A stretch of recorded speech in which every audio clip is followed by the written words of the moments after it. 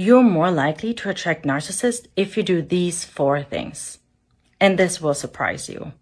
I'm Mandy Bonds, and I help fearful avoidant women who've lost themselves in toxic relationships regain self-worth and self-trust so they can finally find secure love. And this is based on shadow work by Carl Jung, who says, the way we relate to ourselves unconsciously shapes who feels familiar to us. So here are the 4 patterns I see in people who attract narcissists. You over-empathize and under-protect yourself. You always are the listener for everybody. You always are the helper for everybody. You're always there for everyone, but you never ask for help, or no one is ever there for you because you have the deep feeling of claiming worth when you help others and when you're present for others. But that also means that no one ever listens to you, or you probably don't even listen to yourself because you fear that others will abandon you.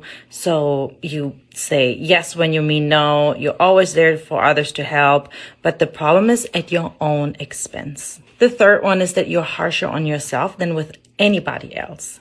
So instead of treating yourself like you're treating others, like you're very empathetic and you're always there to help others, you have this inner negative dialogue where you beat yourself up internally. So you have this really strong inner critic and probably very high expectations of yourself. And the last one is you don't enforce boundaries until you're exhausted, or you don't ever have boundaries. So you basically let people bulldoze you. You never communicate your boundaries. So that also means that people don't know what your boundaries are, but you constantly let people walk all over you.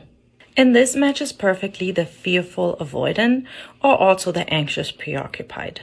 And coming back to shadow work and why the people that display these 4 traits usually attract narcissists is because the way that they treat themselves is their subconscious comfort zone. So they feel comfortable with people that treat them the exact same way they treat themselves.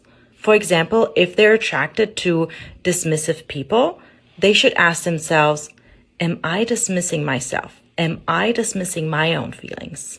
And these behaviors are all learned patterns from childhood.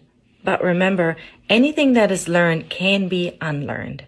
So that means when you change how you treat yourself, when you finally show up for yourself, when you know when to communicate your needs, when you have boundaries, when you finally have a healthy and positive dialogue within yourself, then you will finally attract the right people.